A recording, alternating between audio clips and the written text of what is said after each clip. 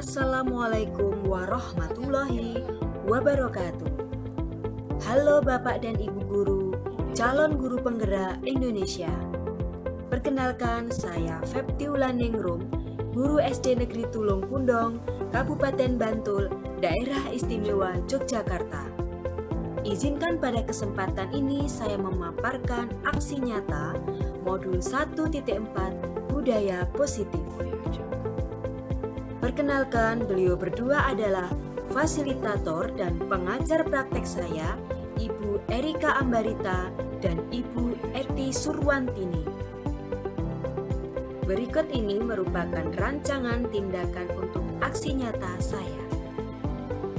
Yang pertama adalah latar belakang. Murid tidak suka peraturan karena selama ini jika mereka melakukan pelanggaran, maka akan mendapatkan hukuman dan cenderung akan mempermalukan dirinya. Selanjutnya, tujuan aksi nyata. Yang pertama, menciptakan murid yang merdeka dan disiplin diri yang kuat. Yang kedua, menumbuhkan budaya positif di sekolah dengan meyakini nilai-nilai kebijakan universal. Tolak ukur keberhasilan aksi nyata saya adalah yang pertama, terbentuknya keyakinan kelas melalui kegiatan kesepakatan kelas yang dilakukan wali kelas dan siswa. Yang kedua, siswa mampu menerapkan dan menjalankan keyakinan kelas yang telah dibuat. Langkah-langkah tindakan yang akan dilakukan adalah yang pertama, menghadap kepala sekolah untuk menjelaskan pentingnya penanaman budaya positif dan keyakinan kelas di sekolah, serta meminta izin untuk mendiseminasikan bersama rekan-rekan guru. Yang kedua, mengumpulkan rekan guru untuk melakukan diseminasi pemahaman materi budaya positif atau keyakinan kelas dan segitiga restitusi. Yang ketiga, berkoordinasi dan berkolaborasi dengan wali kelas untuk membuat keyakinan kelas di kelas masing-masing. Yang keempat, memantau, merefleksi, dan mengevaluasi keyakinan kelas yang telah dibuat. Berikut merupakan dukungan yang dibutuhkan. Yang pertama, dukungan dari kepala sekolah, rekan guru, serta murid agar tindakan yang telah disusun dapat dilakukan secara lancar dan menyeluruh. Yang kedua, sarana dan prasarana yang menumbuhkan budaya positif di sekolah. Dan yang ketiga, orang tua dalam melakukan pendampingan budaya positif di rumah. Berikut ini merupakan kegiatan diseminasi di sekolah mengenai pemahaman dan pengalaman budaya positif.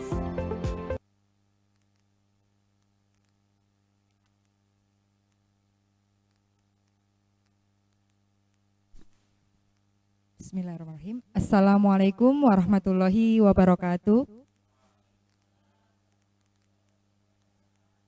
Alhamdulillahirabbil alamin. Wassalatu wassalamu ala asrofil anbiya'i wal mursalin sayyidina wa maulana Muhammadin wa ala alihi wa sahbihi ajma'in. Amma ba'du. Yang terhormat Ibu Sumini SPD selaku Kepala Sekolah SD Negeri Tulung. Yang kami hormati Bapak Ibu Guru, karyawan-karyawati SD Negeri Tulung. Alhamdulillahirabbil alamin. Puji syukur senantiasa kita panjatkan kehadirat Allah Subhanahu wa taala yang telah melimpahkan rahmat hidayahnya kepada kita semua, sehingga pada siang hari ini kita dipertemukan di ruangan PKG SD Negeri Tulung dalam acara diseminasi pemaparan, pemahaman, dan pengalaman penerapan budaya positif sesuai modul 1.4. Tak lupa sholawat serta salam senantiasa tercurah kepada junjungan kita Nabi Agung Muhammad Sallallahu Alaihi Wasallam yang kita nantikan syafaatnya di Yaumul Qiyamah. Amin. Bapak Ibu yang kami hormati, perkenankanlah saya di sini membacakan susunan acara yang akan kita lalui pada siang hari ini. Acara yang pertama yaitu pembukaan, acara yang kedua sambutan dari Ibu Kepala Sekolah SD Negeri Tulung, acara yang ketiga inti, dan acara yang keempat penutup. Marilah acara yang pertama yaitu pembukaan, kita buka bersama-sama acara pada siang hari ini dengan membaca basmalah bersama-sama. Terima kasih, semoga dengan pembacaan doa tadi, acara yang akan kita lalui pada siang hari ini dapat berjalan lancar. Amin. Selanjutnya acara yang kedua yaitu sambutan kepada Ibu Kepala Sekolah, Ibu Sumini SPD, kami persilahkan.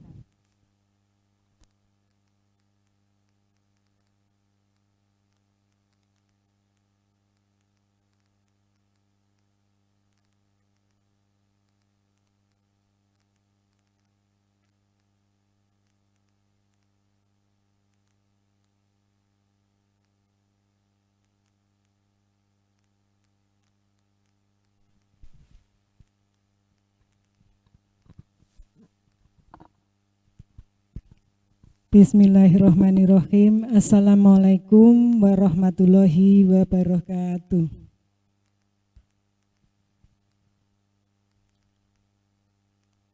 Yang kami hormati Ibu Fepti Wulaningrum selaku CGP Angkatan 9 SD Negeri Tulung. Yang kami hormati Bapak Ibu Guru, karyawan dan karyawati SD Negeri Tulung. Tidak lupa kita panjatkan puji dan syukur kehadirat Allah Subhanahu wa Ta'ala yang telah melimpahkan rahmat serta hidayahnya sehingga pada siang hari ini kita dapat berkumpul di ruangan ini dalam rangka diseminasi pemaparan, pemahaman dan pengalaman penerapan budaya positif di SD Negeri Tulung. Sholawat serta salam selalu tercurah kepada junjungan Nabi Agung Muhammad Sallallahu Alaihi Wasallam beserta keluarga, para sahabat, dan kita semua yang selalu menanti syafaatnya di yaumul akhir. Allahumma amin. Bapak Ibu yang kami hormati, kami mengucapkan selamat datang dan terima kasih atas kehadiran Bapak Ibu semua yang telah meluangkan waktu serta kesempatan untuk bisa hadir dalam undangan ini. Yang kedua, kami mohon maaf apabila di dalam kami menyediakan tempat serta yang lainnya mungkin kurang berkenan di hati Bapak Ibu semua. Perlu kami sampaikan kepada Bapak Ibu Guru bahwa pemerintah kini telah membuka kembali pendaftaran calon guru penggerak untuk angkatan 11. Kami mengajak kepada Bapak Ibu semua untuk bisa mendaftarkan diri sebagai guru penggerak untuk angkatan ke-11. Karena program guru penggerak ini merupakan upaya pemerintah untuk meningkatkan kualitas pendidikan di Indonesia. Dan kehadiran guru penggerak tersebut diharapkan mampu menjadi pionir dan mengajak kepada Bapak Ibu guru semua untuk menjadi agen perubahan ke arah yang lebih positif. Untuk itu kami mohon kerelaan dari Bapak Ibu semua untuk bisa ikut mendaftar pada angkatan ke-11 ini. Demikian yang bisa kami sampaikan, mungkin ada kurang lebihnya kami mohon maaf dan saya akhiri. Wabillahi taufik wal hidayah. Wassalamualaikum warahmatullahi wabarakatuh.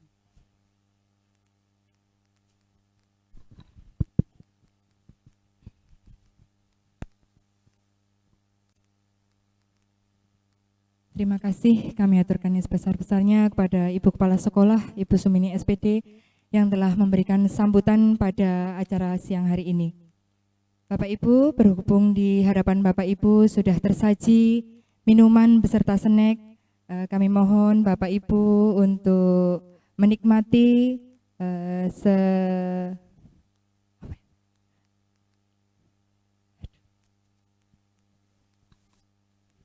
menikmati hidangan yang sudah di hadapan Bapak Ibu semua.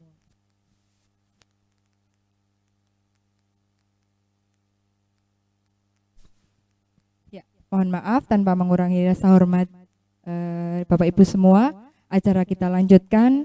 Acara inti yaitu pemaparan, diseminasi, pemahaman, dan pengalaman penerapan budaya positif sesuai modul 1.4 yang akan disampaikan oleh Ibu Fepti Wulaningrum SPD. Kepada Ibu Fepti Wulaningrum dipersilahkan.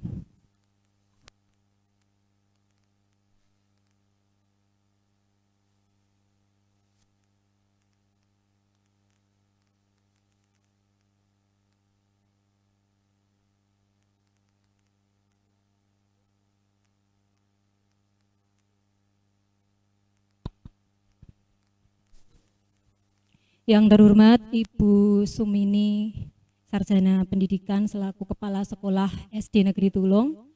Yang terhormat Bapak dan Ibu Guru serta karyawan-karyawati SD Negeri Tulung.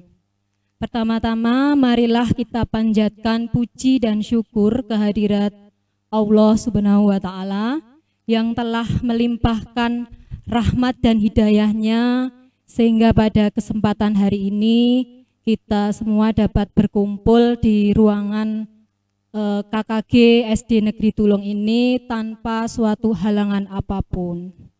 Sholawat serta salam marilah senantiasa kita curahkan kepada junjungan Nabi besar kita, Nabi Muhammad SAW, yang senantiasa kita nantikan syafaatnya hingga di yaumul akhir nanti. Bapak Ibu yang kami hormati, sebelumnya saya memohonkan izin dan mohon maaf bahwa saya harus berada di depan sini. Bukan berarti saya menggurui Bapak Ibu, karena saya yakin bahwa Ibu Bapak semuanya sudah lebih senior daripada saya. Dan ini semua saya lakukan karena sudah menjadi aturan dari kegiatan calon guru penggerak yang saya jalani. Alhamdulillah Bapak Ibu semuanya atas doa serta dukungan dari Bapak Ibu semuanya, pada hari ini saya sudah selesai di modul 1 dalam kegiatan calon guru penggerak angkatan 9, di mana modul 1 ini terdiri dari 4 sub Bapak Ibu, yaitu bagian sub pertama yaitu penerapan filosofi Ki Hajar Dewantoro, kemudian di sub 1-2 yaitu nilai dan peran guru penggerak, kemudian di sub modul 1.3 visi guru penggerak, dan yang terakhir adalah modul 1.4 yaitu budaya positif. Nah, pada kesempatan hari ini di akhir modul 1 saya sebagai calon guru penggerak angkatan 9 Kabupaten Bantul diminta untuk mendeseminasikan terkait penyebaran pemahaman dan pengalaman penerapan budaya positif sesuai dengan modul 1.4 budaya positif. Terlebih dahulu saya mengucapkan selamat datang kepada para guru hebat semuanya. Mari bekerja bersama, berkolaborasi, saling mendukung demi mewujudkan disiplin positif di sekolah kita yang tercinta ini. Selanjutnya Bapak Ibu guru semuanya, bahwa pada kesempatan hari ini nanti saya akan berdiskusi bersama, saling berkolaborasi. Nanti saya akan menyampaikan beberapa konsep utama model budaya positif, di mana yang pertama ada perubahan paradigma belajar, kemudian yang kedua disiplin positif, kemudian yang ketiga kebutuhan dasar manusia, yang keempat motivasi perilaku manusia, kemudian yang kelima posisi kontrol restitusi, kemudian yang keenam keyakinan kelas, dan yang terakhir adalah segitiga restitusi. Baik, kita mulai yang pertama Bapak Ibu, bahwa pembelajaran dengan paradigma baru, di mana pembelajaran dengan paradigma baru ini dirancang berdasarkan prinsip pembelajaran yang berdiferensial, sehingga setiap siswa belajar sesuai dengan kebutuhan dari tahap perkembangan untuk mewujudkan profil pelajar Pancasila.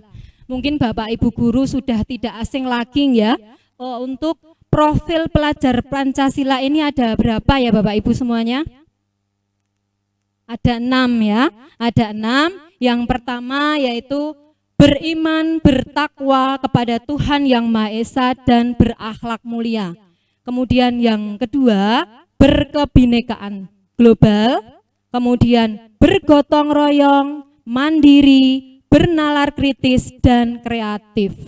Jadi Bapak Ibu guru, mungkin kita dulu dalam memberikan pembelajaran ke anak-anak secara klasikal ya, tetapi seiring dengan waktu sekarang sudah ada kurikulum merdeka, maka diharapkan kita sebagai seorang guru itu memberikan pembelajaran kepada anak dengan berdiferensial, di mana setiap anak itu mempunyai karakteristik yang bermacam-macam, sehingga kita sebagai guru sudah seyogyanya menghamba pada anak. Jadi ibaratkan seorang anak itu sudah terlahir mempunyai garis samar-samar, sehingga kita sebagai guru sudah seharusnya menebalkan garis tersebut, menuntun anak tersebut sesuai dengan kodratnya, sehingga diharapkan anak didik kita tidak salah langkah seperti itu Bapak Ibu guru. Selanjutnya, disiplin positif. Mungkin ketika saya menyampaikan disiplin positif, disiplin itu kira-kira apa ya? Disiplin, kata disiplin itu mungkin apa? Ya, mungkin mematuhi peraturan, ya boleh. Nah, di sini dalam budaya kita, makna kata disiplin ini dimaknai menjadi sesuatu yang dilakukan seseorang pada orang lain untuk mendapatkan kepatuhan, di mana kita cenderung menghubungkan disiplin ini dengan ketidaknyamanan. Artinya bahwa ketika anak itu melakukan kedisiplinan ataupun dia melanggar aturan, maka tentu saja si anak itu akan mendapatkan sanksi. Nah, sanksi ini membuat anak merasa tidak nyaman, seperti itu Bapak Ibu guru. Selanjutnya, tugas kita sebagai pendidik, tujuan kita adalah menciptakan anak-anak yang memiliki disiplin diri, sehingga mereka bisa berperilaku dengan mengacu pada nilai-nilai kebajikan universal dan memiliki motivasi intrinsik bukan ekstrinsik. Maksudnya bahwa anak-anak itu diharapkan mempunyai disiplin diri itu berasal dari motivasi intrinsik. Beda ketika saya seorang siswa, saya harus disiplin karena ada aturan biar saya tidak mendapatkan sanksi. Nah, di situ jelas bahwa motivasi anak itu dari unsur ekstrinsik. Jadi diharapkan anak itu tertanam dari dalam dirinya, jadi dari motivasi intrinsiknya, seperti itu.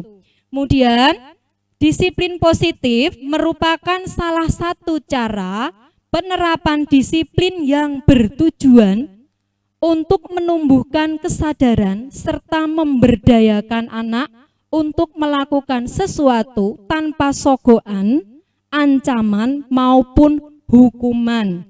Jadi jelas di sini Bapak Ibu bahwa si anak tadi dalam melakukan kedisiplinannya itu di luar dari adanya karena aturan, karena ada sebuah sogokan ataupun hukuman. Jadi si anak itu sudah melakukan kedisiplinan. Harapannya seperti itu Bapak Ibu. Selanjutnya, nah terkait dengan kedisiplinan tadi, seorang anak itu juga memiliki kebutuhan dasar manusia.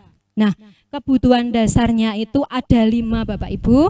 Yang pertama itu bertahan hidup. Di sini jelas ya, bertahan hidup istilah Jawa itu sandang, pangan, dan papan. Jadi seorang anak tentunya dia juga membutuhkan pakaian, kemudian membutuhkan makan, minum, serta dia juga membutuhkan tempat tinggal. Nah, ini termasuk kebutuhan dasar seorang anak untuk bertahan hidup. Selanjutnya yang kedua, mereka juga butuh kasih sayang dan rasa diterima.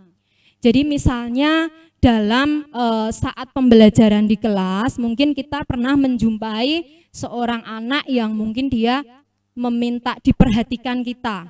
Jadi dia kayak merengek-rengek, minta diperhatikan. Itu sebenarnya seorang anak itu hanya meminta kasih sayang dan rasa diterima, seperti itu. Kemudian yang ketiga juga kebutuhan dasar atas penguasaan. Jadi mungkin ada seorang anak yang mereka berkuasa. Jadi kita melihat ada satu anak di dalam kelas itu dia merasa berkuasa di antara teman-temannya. Jadi anak tersebut memang membutuhkan penguasaan, seperti itu. Kemudian juga kebebasan. Jadi anak-anak membutuhkan kebebasan dalam artian mereka itu tidak mau terkekang. Jadi seorang anak itu juga butuh kebebasan merdeka belajar, seperti itu Bapak Ibu nggih. Selanjutnya kesenangan. Nah, di sini yang perlu diperhatikan bahwa pembelajaran anak itu diharapkan tidak terlalu monoton. Misalkan memberikan tugas-tugas, soal-soal, seperti itu. Jadi kita juga harus memperhatikan bahwa seorang anak didik kita itu juga membutuhkan kesenangan. Terapkan pembelajaran yang menyenangkan, seperti itu. Selanjutnya terkait motivasi perilaku manusia.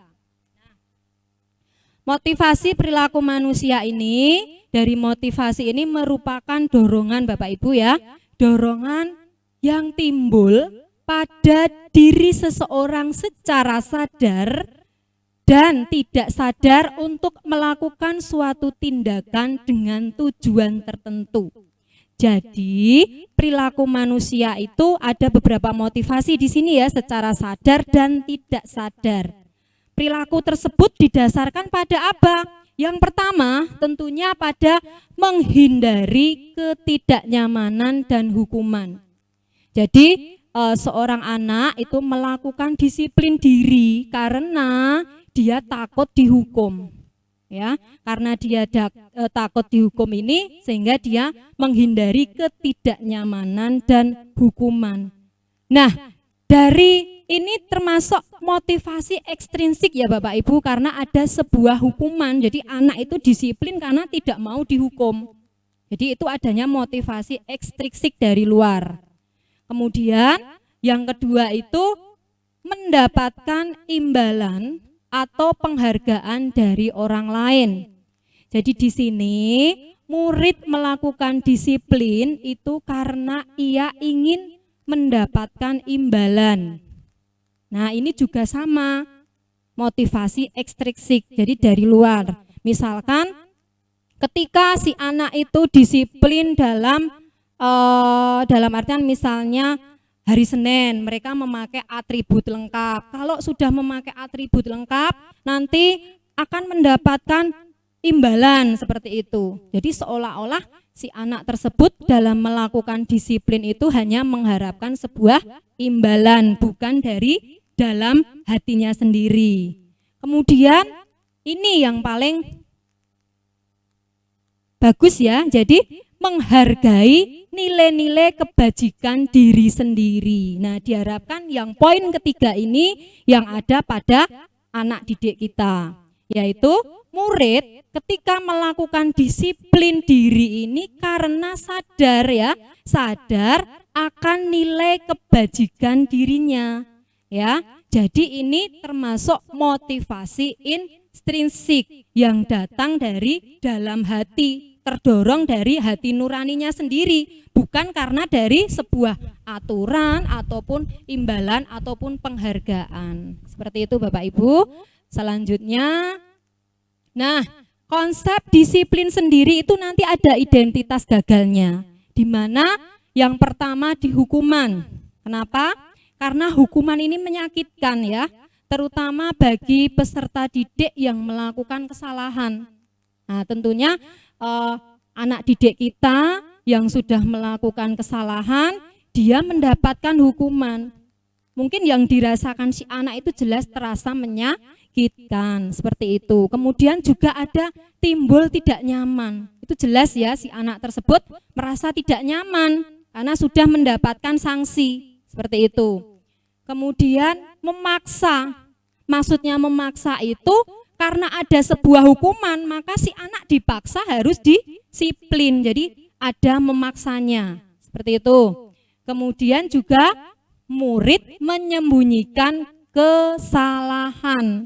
Nah, karena si anak tadi takut untuk mendapatkan sanksi, sehingga cenderung si anak lebih menyembunyikan kesalahan yang dia lakukan. Jangan sampai ketahuan. Kalau ketahuan nanti saya diberikan sanksi, misalnya harus membersihkan WC atau apa seperti itu. Jadi cenderung murid itu menyembunyikan kesalahannya. Selanjutnya juga murid menjadi rendah diri. Jadi dia merasa rendah diri ketika dia melanggar sebuah kedisiplinan. Kemudian penghargaan. Penghargaan ini tidak efektif Bapak Ibu, ini jelas ya, karena sebuah penghargaan, jadi disiplin karena penghargaan. Kemudian merusak hubungan, ya jelas karena apa? Akan timbul iri. Ketika si anak sudah disiplin, diberikan hadiah, tentunya ada teman sekelasnya yang merasa iri terkait mendapatkan penghargaan tadi. Kemudian mematikan kreativitas dan menghukum dengan sistem ranking. Nah, ini Bapak Ibu yang perlu digarisbawahi bahwa memang ketika terutama penerimaan rapot itu tidak boleh ada ranking, karena tentu saja ini kasihan kepada anak didik kita yang mungkin dia berada di paling akhir ya. Tentunya juga orang tuanya juga akan merasa kenapa anak saya di ranking akhir, seperti itu. Jadi untuk ranking di rapot itu tidak diperbolehkan. Selanjutnya merampas hak menghargai dirinya. Itu ya Bapak Ibu. Selanjutnya konsep disiplin dengan identitas sukses. Nah, di sini ada dua. Yang pertama konsekuensi. Ketika kita bicara konsekuensi, konsekuensi itu apa? Kira-kira apa? Nah, jadi ketika misalkan dalam kelas seorang anak tidak sengaja menjatuhkan botol minum. Nah, akhirnya air itu tumpah di dalam ruang kelas. Nah, konsekuensinya apa ketika anak sudah tidak sengaja tadi tempat minumnya tumpah di lantai? Ada konsekuensinya. Nah, ini penguatannya jangka pendek Bapak Ibu. Jadi ketika anak itu menjatuhkan minuman tadi juga ada stimulus, ada respon. Kira-kira responnya anak apa? Tentu saja responnya anak itu langsung membersihkan. Betul enggak Bapak Ibu? Ya, jadi ketika si anak menjatuhkan tempat minum tadi, dia langsung merespon, membersihkan. Konsekuensinya dia membersihkan. Nah, terkait dengan monitoring berkelanjutan, itu maksudnya secara jangka panjang kita selalu melihat, memonitoring anak tersebut. Ketika nanti dia melakukan kesalahan yang sama, apakah juga akan berbuat seperti itu? Seperti itu, ya. Selanjutnya dengan adanya konsekuensi juga murid akan menghormati peraturan. Kemudian kehilangan waktu untuk merenungi kesalahan. Ini jelas Bapak Ibu, karena ketika sebagai contoh anak menumpahkan air tadi, dia tidak langsung merenungi kesalahannya, langsung bergegas hanya membersihkan saja. Jadi tidak ada kesempatan untuk merenungi apa ya salah saya itu, tidak ada waktu untuk merenungi. Nah, ini restitusi. Nah, jujur Bapak Ibu, restitusi ini saya juga baru tahu ketika saya mengikuti pendidikan calon guru penggerak ini. Nah, bagaimana restitusi ini? Nah, dengan adanya restitusi ini untuk untuk menjembatani ya, ketika anak ada suatu masalah, itu murid akan bertanggung jawab untuk perilakunya. Jadi, si murid langsung akan bertanggung jawab untuk perilakunya tersebut. Kemudian, dengan restitusi ini juga nantinya akan fokus pada pemecahan masalah jangka panjang, akan panjang ya prosesnya seperti itu. Kemudian juga murid akan menghormati dirinya dan orang lain. Dan adanya teori kontrol, dirinya memegang kontrol. Dan yang terakhir, si murid tersebut akan bersemangat memperbaiki kesalahannya. Itu apabila kita menggunakan restitusi, Bapak Ibu. Selanjutnya, nah, bagaimana konsep disiplin dengan pendekatan restitusi tersebut? Nah, pendekatan restitusi ini adalah sebuah cara dalam menanamkan disiplin positif pada seorang diri murid. Nah, pengertiannya apa?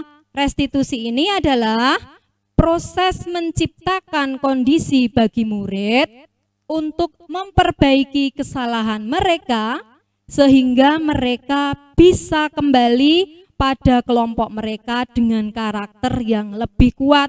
Ini pengertian dari Gosen tahun 2004. Nah, selanjutnya ciri-ciri dari restitusi tersebut. Yang pertama, ini jelas Bapak Ibu, jadi restitusi ini bukan untuk menebus kesalahan, tetapi si anak akan belajar dari kesalahan yang sudah dia lakukan.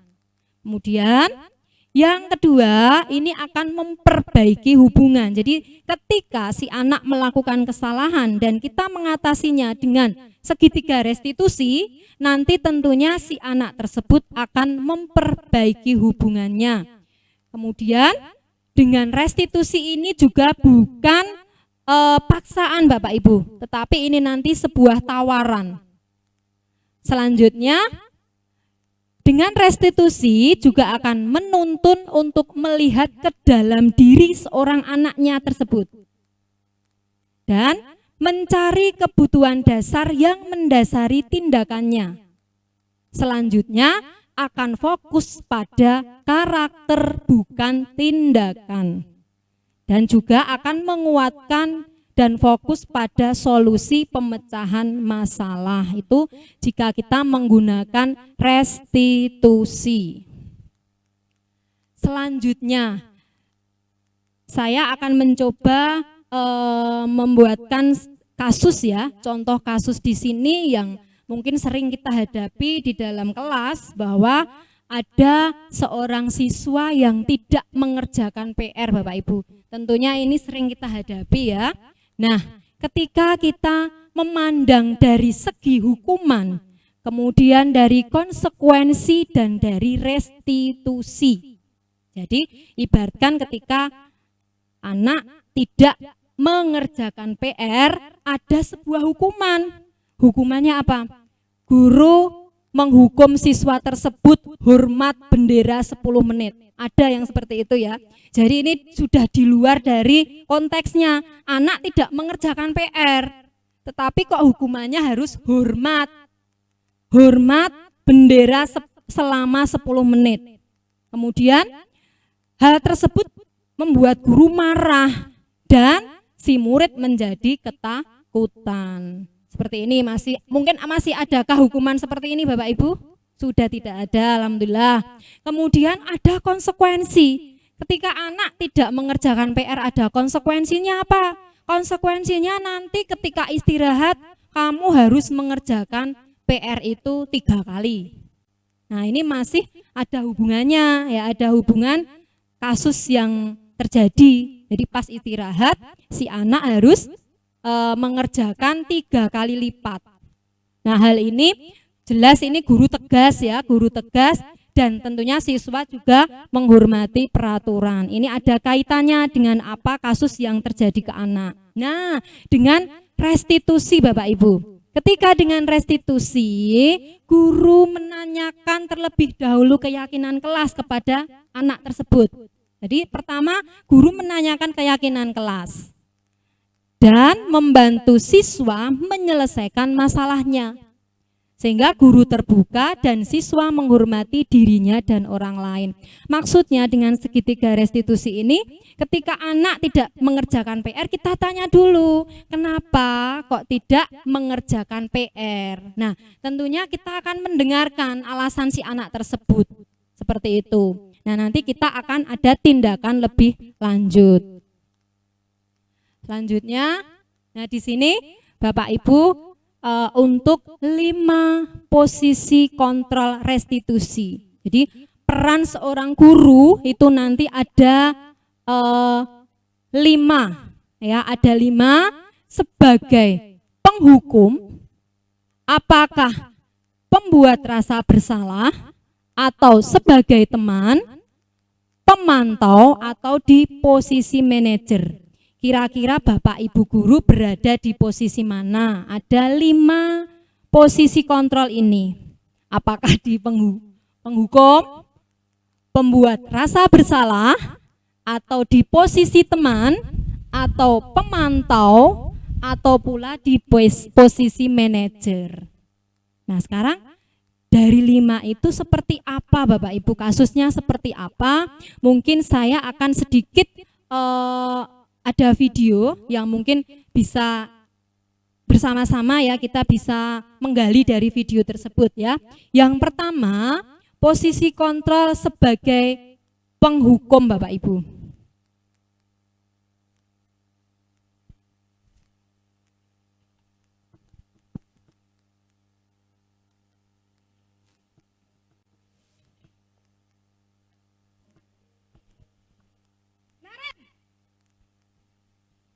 Sini kamu.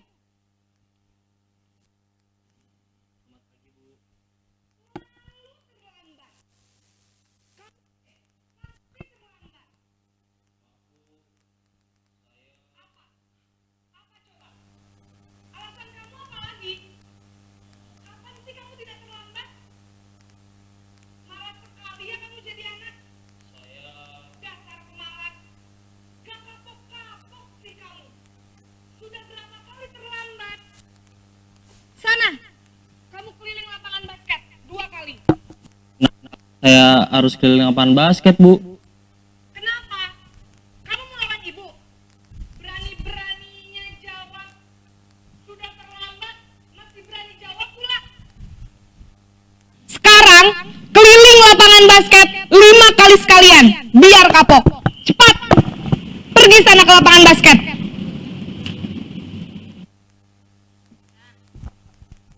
Ini tadi Bapak Ibu, jadi posisi penghukum, adakah yang seperti itu Bapak Ibu? Mboten ya, mboten. Lalu bagaimana di posisi penghukum ini Bapak Ibu? Nah, di posisi penghukum ini seorang guru menghardik, bahkan kadang menunjuk-nunjuk, membentak, ada yang metenteng juga ya Bapak Ibu, seperti itu. Nah, terkait tersebut juga seorang guru memberikan hukuman secara fisik seperti tadi yang sudah ada di video. Seorang anak terlambat ketika masuk sekolah. Nah, dia mendapatkan hukuman harus mengelilingi. Nah, ini termasuk hukuman fisik. Lalu apakah ada dampaknya untuk anak? Tentunya ada Bapak Ibu.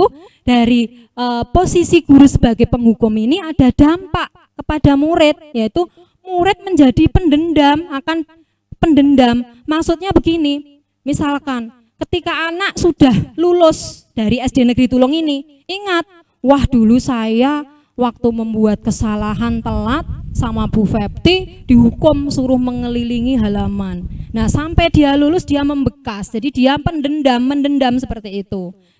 Sebagai contoh saja, kalau saya enggak ya. Selanjutnya, tidak menyukai guru ya, ataupun mata pelajaran yang diampu. Tentunya ketika anak mendapatkan hukuman seperti itu, pasti ada respon membenci guru tersebut, sudah dihukum. Itu jelas ya Bapak Ibu guru. Nah, jadi itu ketika dalam posisi penghukum. Selanjutnya yang kedua, yaitu di posisi pembuat merasa bersalah. Naren,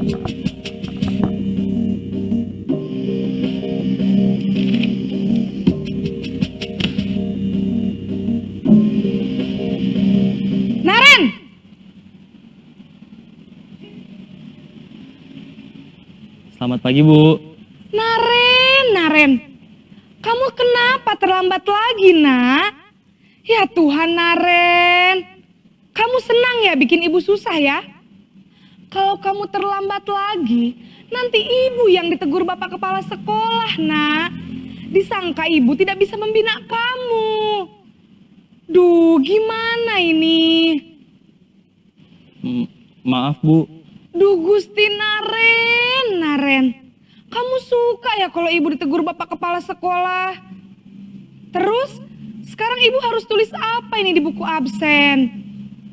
Ini kamu sudah sering terlambat loh. Ibu harus apa coba? Maaf, Bu. Maaf sekali. Ya sudah, lain kali jangan bikin ibu susah lagi ya, nak ya. Ibu tidak akan kuat lagi kalau kamu begini terus. Bisa jantungan kalau ibu ditegur bapak kepala sekolah. Sana cepat ke kelas. Maaf ya, Bu. Maaf sekali. Posisi pembuat Ibu yang kedua adalah posisi pembuat merasa bersalah. Jelas kalau kita lihat di video pertama tadi dengan yang kedua ada sebuah perbedaan. Ketika posisi pembuat merasa bersalah, maka suara guru itu cenderung lebih lembut, ya, lebih lembut, kemudian tenang. Namun kata-kata yang disampaikan itu akan menyalahkan murid. Jadi murid itu merasa bersalah dalam artian seperti ini. Bagaimana Naren kalau nanti saya dipanggil oleh bapak kepala sekolah? Dari hal itu kan si anak merasa karena perbuatan dia, gurunya terpanggillah ke kepala sekolah. Jadi seolah-olah nanti bisa membuat si anak itu merasa bersalah. Nah, guru menyatakan hal-hal yang merasa kesalahan ada pada murid dengan membuat guru menderita. Tadi sudah terlihat jelas dalam video tadi ya. Nah, dari posisi pembuat merasa bersalah ini tentunya juga ada dampak bagi murid. Dampaknya apa? Ya, jelas si murid akan merasa bersalah, identitas gagal ya. Kemudian dia akan merasa rendah diri dan menarik dari lingkungan karena dia terlambat sehingga dia malu pada teman-temannya. Itu posisi guru pembuat merasa bersalah. Kemudian yang ketiga Bapak Ibu, posisi teman.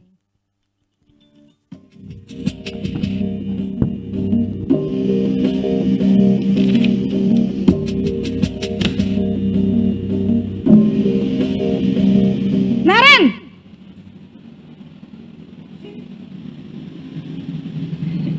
Selamat pagi, Bu. Wah, sudah jam berapa ini, nak? Terlambat lagi ya, sayang. Iya, Bu. Habis ibu saya lupa bangunkan saya, Bu.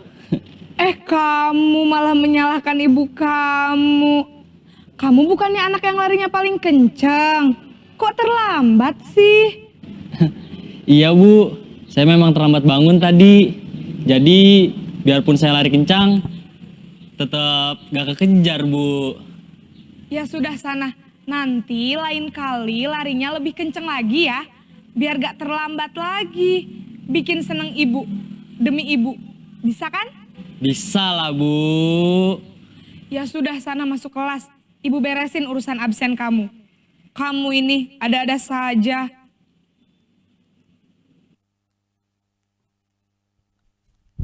Di posisi teman Bapak Ibu, sudah terlihat jelas ya kata-kata dari Bu Guru tadi ya, seolah-olah seperti teman. Nah, di sini suara guru itu terlihat ramah sekali kepada teman ya. Kemudian cenderung bersendau gurau untuk menghangatkan suasana. Jadi meskipun seorang anak tersebut melakukan kesalahan, tapi pembicaraan guru dengan anak itu terlihat akrab, bersendau gurau. Jadi seolah-olah seperti temannya. Nah, dampaknya apa Bapak Ibu guru kalau dengan posisi teman ya? Mungkin saya sendiri kalau dengan murid saya yang kelas 2 kadang juga posisi saya sebagai teman ya, saya menghadapi anak-anak seperti itu. Nah, terus dampaknya apa jika dengan posisi teman? Nah, yang pertama itu murid akan bergantung kepada satu orang. Jadi akan terjadi faktor ketergantungan. Kemudian juga murid tidak mandiri dan tidak bisa berpikir untuk diri sendiri. Nah, Bapak Ibu, sudah ada 3 posisi guru dalam peran kontrol di sini. Mungkin Bapak Ibu guru sudah bisa mencerna, kira-kira saya di posisi apa. Dan masih ada 2 lagi Bapak Ibu. Yang kedua yaitu posisi sebagai pemantau.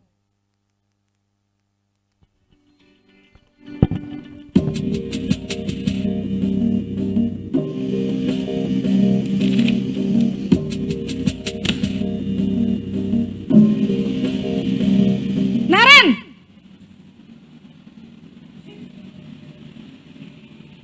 Selamat pagi, Bu. Naren, apa peraturan sekolah kita tentang jam berapa kita harus masuk sekolah, nak? Kita harus di sekolah jam 7, Bu. Iya betul, sekarang sudah jam 7.20. Naren sudah tahu konsekuensinya jika terlambat hadir. Paham, Bu. Saya harus tinggal kelas pas jam istirahat selama 20 menit. Iya benar, konsekuensinya demikian. Jadi nanti jam 9.30 pas istirahat, kamu harus tinggal di kelas, kerjakan tugas tambahan untuk ketertinggalan kamu, ya. Baik, Bu.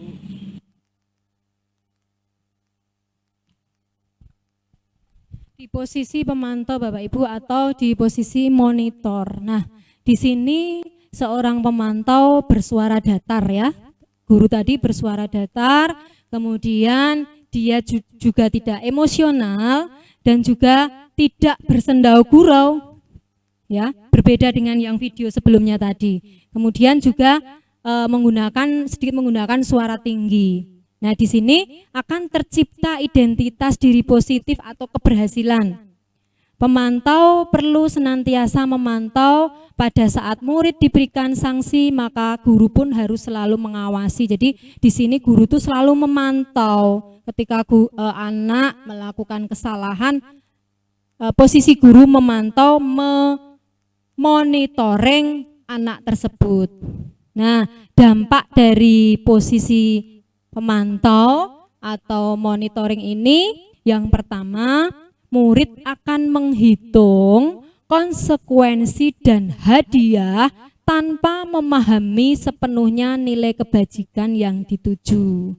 Seperti itu ya. Kemudian si anak juga tidak sepenuhnya mandiri. Itu jika posisi guru dalam posisi kontrol, memantau atau monitoring. Nah, yang terakhir yaitu posisi manajer.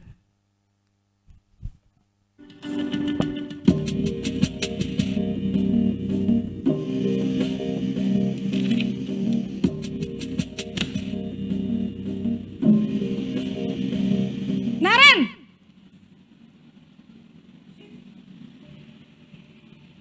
Selamat pagi, Bu. Selamat pagi, Naren. Maaf, Bu. Saya terlambat. Iya, sekolah masuknya jam 7, sekarang sudah jam 7.20. Jadi sekarang bagaimana ini, Naren? Maaf, Bu. Saya lupa setel alarm saya semalam. Baiklah, menurut kamu, keyakinan sekolah yang mana yang perlu kamu tingkatkan? Menghargai diri sendiri dan orang lain mungkin ya, Bu. Setuju. Jadi, apakah Naren meyakini prinsip saling menghormati tersebut? Iya, Bu. Saya meyakininya. Apakah Naren bersedia memperbaiki masalah keterlambatan ini? Bersedia, Bu. Bagaimana kamu akan perbaiki masalah keterlambatan ini? Saya akan coba untuk tidak lupa menyetel alarm saya, Bu. Baik, kalau Naren lupa menyetel alarm di rumah, ada orang yang kira-kira bisa bantu mengingatkan tidak? Ada, Bu. Kakak saya, Kak Ema. Ada lagi selain Kak Ema? Selain Kak Ema, ada ibu saya. Baik, jadi yang mengingatkan Naren adalah Kak Ema dan ibu kamu ya. Kira-kira akan mulai setel alarm kapan nih Naren? Setelah pulang sekolah, akan segera saya lakukan. Baik, jadi Naren akan setel alarm untuk bangun besok pagi dan akan diingatkan oleh kakak dan ibunda Naren ya. Ada lagi yang mungkin perlu dilakukan Naren? Agar tidak terlambat bangun lagi. Tidak ada, Bu. Baik Naren, terima kasih untuk kerjasama kamu. Sekarang kamu perlu kembali ke kelas untuk belajar. Baik, Bu. Terima kasih. Nah, itu di posisi manajer. Ya, ini yang diharapkan di posisi manajer Bapak Ibu ya, di mana suara manajer itu netral, tidak emosional, tidak terlalu ramah, dan juga tidak bernada tinggi. Kemudian tercipta identitas berhasil. Guru akan dengan tulus mengajukan pertanyaan-pertanyaan bermakna agar membuka pikiran murid. Jadi ketika anak itu melakukan kesalahan, seperti yang saya sampaikan tadi, guru menanyakan kenapa melakukan hal tersebut, dan anak juga berusaha untuk berpikir, untuk memperbaikinya. Guru membimbing murid untuk memecahkan masalahnya secara mandiri. Jadi si anak ditanyakan ke depannya akan seperti apa kalau sudah terjadi seperti ini. Seperti itu. Nah, dampak dari posisi manajer ini untuk murid itu akan mandiri. Jadi dia akan berusaha seperti tadi terlihat, akan menyetel alarm. Jadi dia tahu apa yang harus dia lakukan agar tidak terlambat. Saya menyetel alarm, diingatkan oleh kakaknya dan ibunya. Jadi dia ada waktu untuk berpikir, untuk untuk memperbaiki kesalahannya. Kemudian si anak juga akan percaya diri dapat memecahkan masalah tersebut. Nah Bapak Ibu, dari 5 posisi kontrol ini kira-kira Bapak Ibu sudah bisa berpikir sejenak, kira-kira saya berada di posisi yang mana kira-kira. Seperti itu. Adakah Bapak Ibu yang sudah di posisi manajer? Sudah. Sudah. Kalau saya sendiri masih di posisi teman dan juga membuat merasa bersalah, belum sampai, baru proses menuju ke manajer seperti itu ya.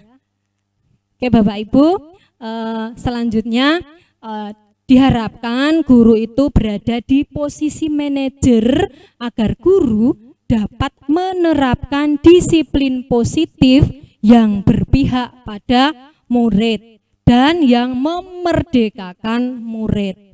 Nah, tujuan seorang guru yaitu menciptakan murid-murid yang mandiri, merdeka, dan bertanggung jawab.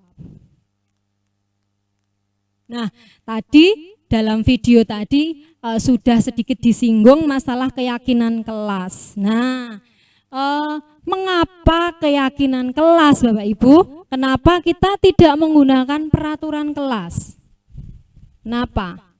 Mungkin saya ada pemantik ya, pertanyaan pemantik dari saya ketika saya menyampaikan mengapa kita memiliki peraturan tentang penggunaan helm pada saat mengendarai kendaraan roda 2 atau motor. Kira-kira apa alasannya? Kenapa kita harus memakai helm Bapak Ibu? Ketika kita mengendarai motor, alasannya apa? Keselamatan. Oke ya, jadi keselamatan, keyakinannya keselamatan, menjaga keselamatan. Seperti itu. Kemudian, mengapa kita memiliki peraturan tentang penggunaan masker dan mencuci tangan setiap saat? Kenapa? Alasannya apa? Kesehatan. Nah, di sini terwujudlah keyakinan. Yang pertama yaitu keselamatan dan yang kedua adalah kesehatan. Jadi ini lebih ke universal, lebih umum ya. Berbeda dengan peraturan. Jadi ini keyakinan kelas. Jadi kalimatnya lebih pendek. Seperti itu. Kemudian saya sendiri sudah mencoba membuat keyakinan kelas di kelas 2 Bapak Ibu. Saya membersamai anak-anak membuat keyakinan kelas. Yang pertama, saya berdiskusi tentang peraturan dulu kepada anak-anak. peraturan yang ada di sekolah ini apa saja anak-anak. Kemudian anak mengutarakan, misalnya datang sekolah tidak terlambat, memakai atribut lengkap ketika upacara bendera, seperti itu dan lain-lain. Nah, setelah itu saya merumuskan peraturan menjadi keyakinan. Seperti tadi misalnya, tidak datang terlambat, seperti itu. Kira-kira keyakinannya apa Bapak Ibu? Tidak datang terlambat. Apa? Keyakinannya apa? Apa Pak Chandra? Ketika ada peraturan tidak boleh datang terlambat sekolah. Keyakinannya apa? Disiplin ya. Jadi kedisiplinan, keyakinannya kedisiplinan. Kemudian setelah mendapatkan beberapa keyakinan, saya menempelkan keyakinan di kelas tersebut. Seperti itu.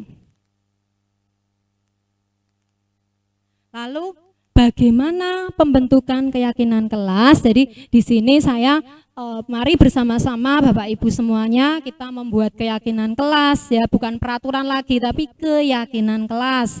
Di mana keyakinan kelas ini yang pertama itu lebih abstrak dari peraturan. Kemudian berupa pernyataan universal secara umum ya, keselamatan, kemudian kesehatan, disiplin, saling menghormati, seperti itu. Kemudian dibuat dalam bentuk positif, jadi kalimat positif. Kemudian sedikit saja agar mudah diingat, kalimatnya lebih pendek Bapak Ibu. Selanjutnya sesuai dengan kondisi kelas dan sekolah agar mudah diterapkan. Jadi ketika kita membuat keyakinan kelas itu tentunya harus kita kondisikan dengan keadaan kelas kita. Kemudian membuat keyakinan kelas ini juga bersama semua warga kelas atau sekolah dilibatkan saat membuat. Jadi misalkan Bapak Ibu guru membuat keyakinan kelas di kelas 5 tentunya juga bersama murid-murid kelas 5 semuanya. Selanjutnya ini yang akan saya sampaikan tadi, ketika seorang guru mengatasi masalah pada anak, kita menggunakan segitiga restitusi. Jujur saya baru mendapatkan ini dari kemarin dari pendidikan calon guru penggerak, dan saya diminta untuk saling berdiskusi bersama kepada Bapak Ibu guru semuanya. Nah, dalam segitiga restitusi ini ada 3 tindakan Bapak Ibu. Tindakan yang pertama itu menstabilkan identitas. Jadi ketika anak melakukan sebuah kesalahan, seorang guru seyogianya harus menstabilkan dulu. Kita semua akan melakukan hal terbaik yang bisa kita lakukan. Jadi kita stabilkan dulu permasalahannya. Kemudian yang kedua, itu memvalidasi tindakan yang salah. Jadi nanti seorang guru bertanya kepada anak, apa yang sudah kamu lakukan hari ini? Nanti anak akan mengutarakan sendiri. Tuh ya. Karena setiap perilaku yang dilakukan anak itu tentunya ada alasannya. Kenapa anak berbuat? Misalnya terlambat sekolah. Anak terlambat sekolah tentunya dia mempunyai alasan tersendiri. Kemudian setelah anak menyampaikan kesalahannya, kita sebagai guru baru menanyakan keyakinan kelas mana yang kamu langgar. Seperti itu. Kemudian biarkan anak untuk masuk ke instruksinya dia, mendorong dia agar mengungkapkan ya, karena ini termasuk dari motivasi internal seperti itu. Nah, ini contoh ya penerapan segitiga restitusi ya. Contoh penerapan segitiga restitusi, ada sebuah kasus ya. Siang Sarah. Siang Pak. Sudah lama nggak ketemu Sarah? Kenapa hari ini ada di sini? Kesel Pak, kesel banget. Masa aku dikatain tukang fitnah Pak? Ya aku marah lah. Aku balik ngatain Eka di depan kelas. Kesel banget. Oh begitu. Ya pasti kamu marah dan kesal. Bapak juga akan marah apabila ada yang menuduh Bapak seperti itu. Kemudian pada saat itu kamu mau melakukan apa? Ya saya langsung ngatain Eka lah Pak. Kesel banget. Saya bentak-bentak dia depan teman-teman lain. Oh begitu.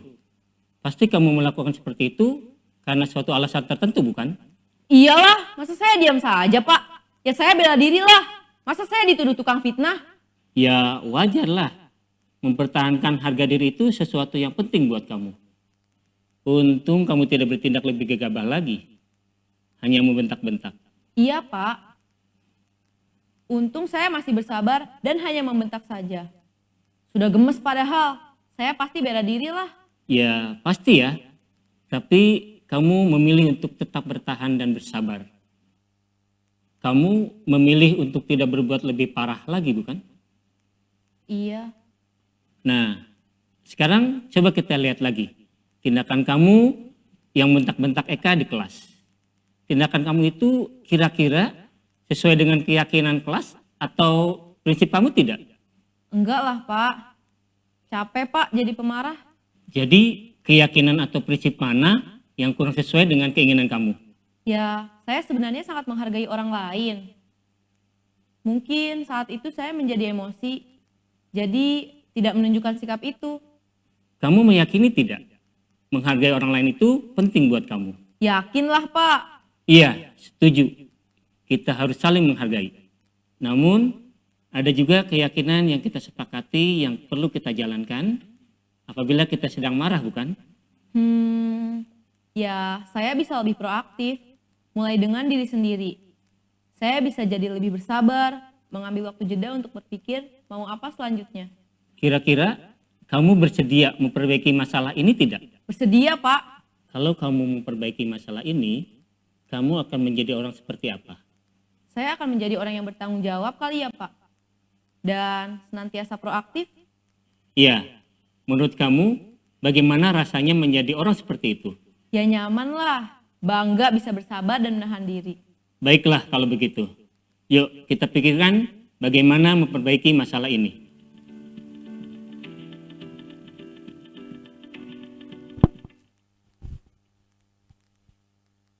Ya Bapak Ibu, jadi dari kasus itu terlihat jelas ya bahwa ada seorang anak yang dikatakan sebagai tukang fitnah.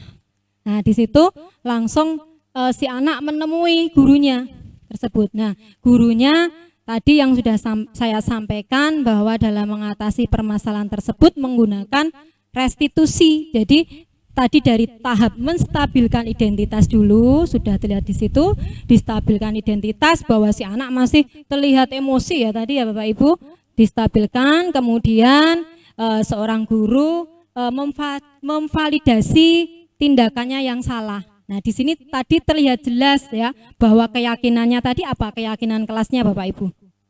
Saling menghormati. Ya jadi keyakinan kelas yang didapat di sini saling menghormati sehingga si anak tadi sudah melanggar keyakinan kelas saling menghormati. Kemudian tentunya seorang guru kembali menyampaikan lagi kepada anak langkah selanjutnya. Ketika kamu sudah seperti ini, apa yang akan kamu lakukan? Nah, di sini anak terdorong sendiri dari hatinya akan berbuat apa. Di luar dari konteks dari tadi motivasi ekstrinsiknya enggak ada ya, jadi langsung dari dalam dirinya sendiri digali sehingga di sini bisa mewujudkan anak itu lebih bertanggung jawab. Nah ini memang mungkin agak sulit untuk kita Bapak Ibu nggih, harus perlu sabar dan telaten ya dalam menghadapi peserta didik kita yang benar-benar berkarakteristik masing-masing berbeda seperti itu Bapak Ibu guru. Nah selanjutnya dalam penerapan program disiplin positif ini hendaknya guru memiliki standar kepribadian profesional dan sosial yang baik di mana guru mampu berefleksi pada posisi kontrolnya saat ini. Bagaimana perjalanan dirinya sebagai seorang guru among, posisi manajer ya, yang menuntun murid-murid menjadi insan yang mandiri, merdeka dan bertanggung jawab. Ini dari standar nasional pendidikan. Demikian Bapak Ibu guru yang saya hormati, sedikit dari saya. Apabila ada kekurangan ataupun kekhilafan dari diri saya, mohon dimaafkan.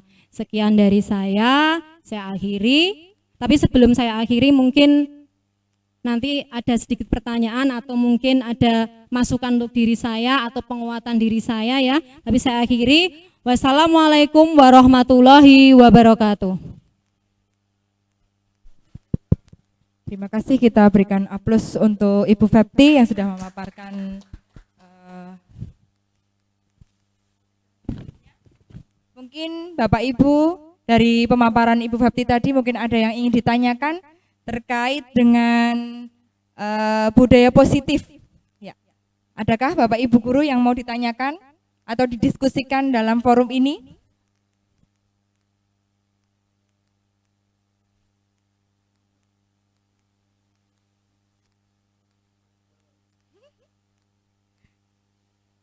Ya, ada yang Bu Dewi? Oh iya.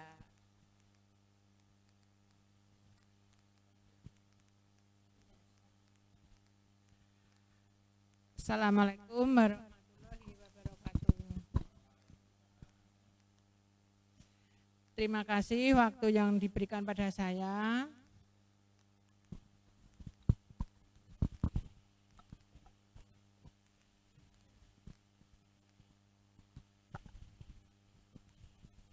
Sebelum bertanya, saya ucapkan terima kasih kepada Bu Fepti yang telah memberikan paparan tentang budaya positif yang begitu jelas. Semoga nanti paparan ini dapat berguna bagi kami teman-teman dari Bu Fepti di SD Tulung.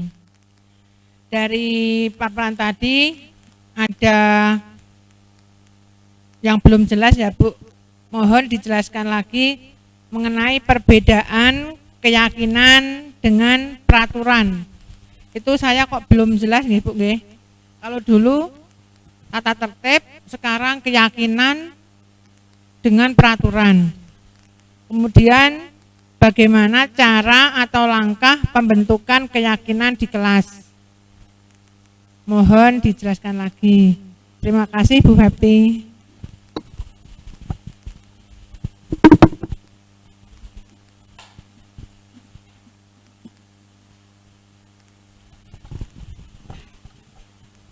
Silahkan Bu Fepti untuk menjawab pertanyaan Ibu Dewi.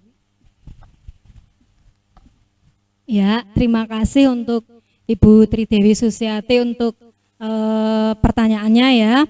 Tadi pertanyaan yang pertama itu perbedaan tentang keyakinan kelas dan peraturan kelas, yang dulu tata tertib sekarang menjadi keyakinan kelas ya Bapak, ya Ibu ya. Ibu, jadi di sini perlu saya sampaikan bahwa memang dulu peraturan kelas. Jadi ketika misalkan ada sebuah peraturan siswa masuk pukul 7. Kemudian ada lagi setiap hari Senin anak-anak mengikuti upacara bendera menggunakan perlengkapan komplit seperti itu ya, itu kan peraturan. Nah, di sini perbedaannya peraturan, kalau yang sudah saya sampaikan tadi peraturan ya Bu. Nah, keyakinan itu kita ambil dari peraturannya tadi. Misalkan tadi setiap hari Senin anak-anak mengikuti upacara bendera dengan seragam komplit seperti itu. Nah, keyakinannya apa itu kita ambil dari peraturan tadi.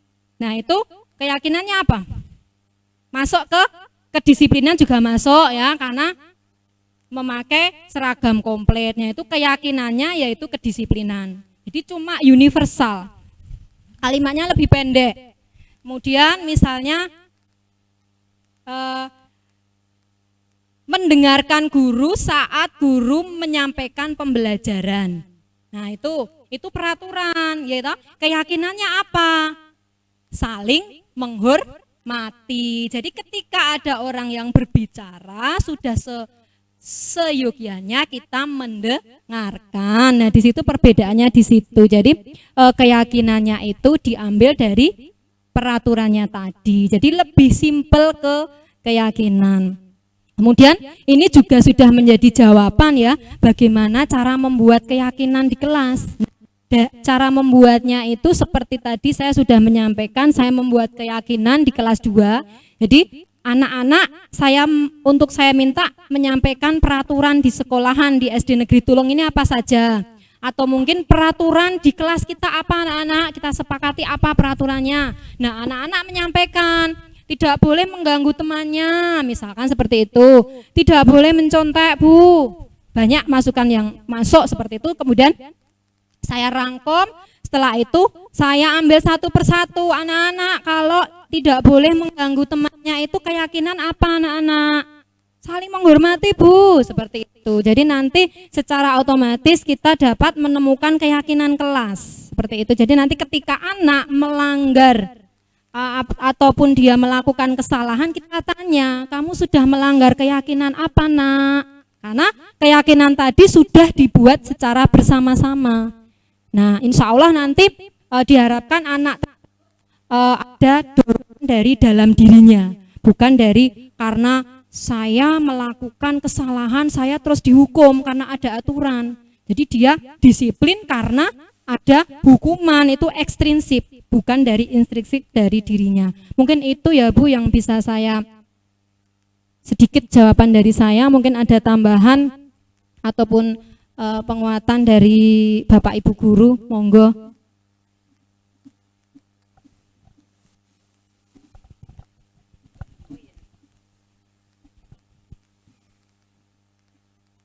Assalamualaikum warahmatullahi wabarakatuh. Terima kasih waktu yang diberikan kepada kami. Kami ingin menambahkan dari hasil pemaparan tentang budaya positif yang telah disampaikan tadi sama Ibu Fepti Wulaningrum. Kami sangat mendukung dan setuju sekali apabila budaya positif itu dilaksanakan khususnya di SD Negeri Tulung tercinta ini. Kami percaya tidak hanya Bu Fepti saja yang telah melaksanakan, Bapak Ibu guru yang lain juga telah melaksanakan, namun kita belum tahu budaya positif apa yang Bapak Ibu jalankan itu belum tertulis. Jadi sudah dilaksanakan namun belum tertulis. Nah, mungkin dari pemaparan tadi nanti bisa kita buat budaya positif apa yang ada di SD Negeri Tulung ini yang bisa kita gerakkan bersama-sama untuk dilakukan secara bersama. Mungkin itu saja yang bisa kami tambahkan. Ada kurang lebihnya kami mohon maaf. Saya akhiri, wassalamualaikum warahmatullahi wabarakatuh.